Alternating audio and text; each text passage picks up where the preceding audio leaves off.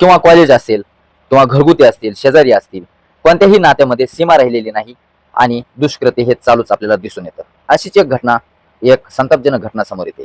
त्या महिलेचं वय हे 50च्या पुढं, 50 वर्षाच्या पुढं वय आहे त्या महिलेचं.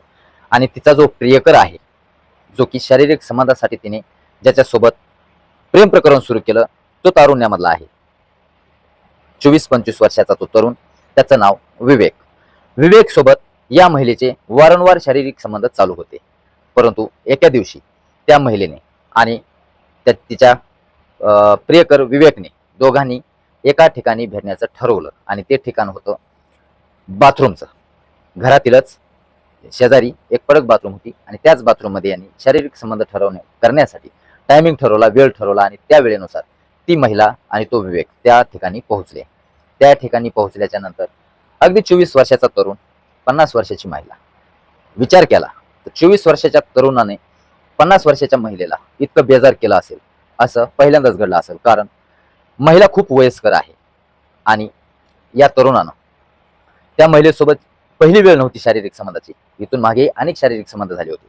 परंतु ज्या वेळेला बाथरूममध्ये त्या महिलेसोबत तो शारीरिक संबंध करायला गेला, त्यावेळेला त्या महिलेला वेदना असहनशील झाल्या, त्रासदायक ठरल्या आणि याच त्रासदायक या सहनशीलतेतून तिला रक्तस्राव सुरू झाला. संपूर्ण बाथरूममध्ये रक्त सुरू झालं.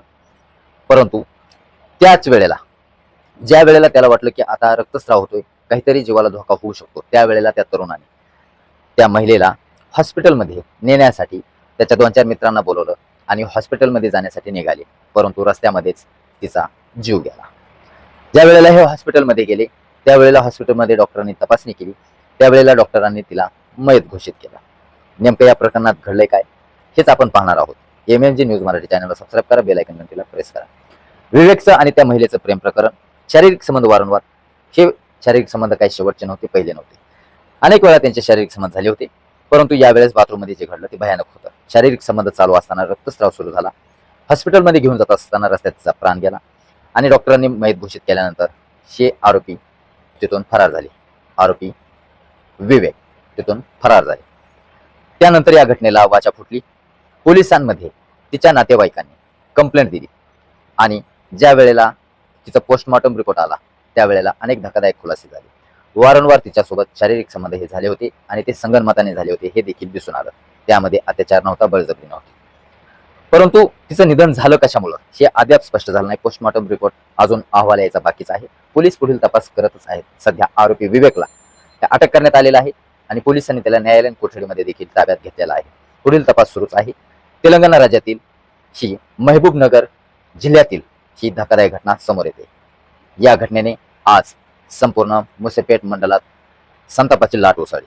या घटनेने वयाची सीमा ठेवली नाही.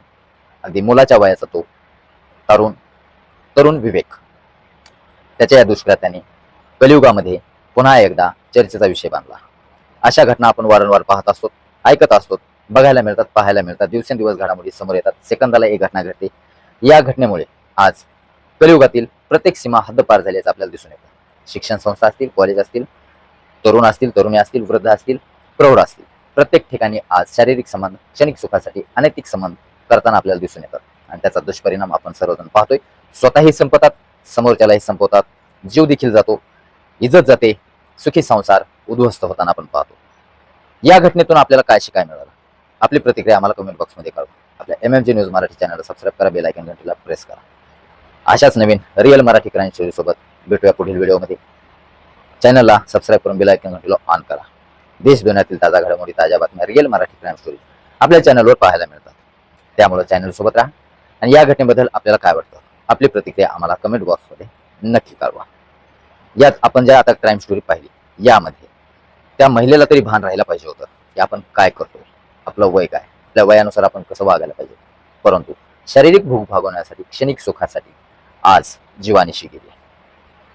भेटूया पुढील अशाच एका नवीन रिअल मराठी क्राईम स्टोरी सोबत. तोपर्यंत धन्यवाद. सुरक्षित राहा, सतर्क राहा, सावधान राहा.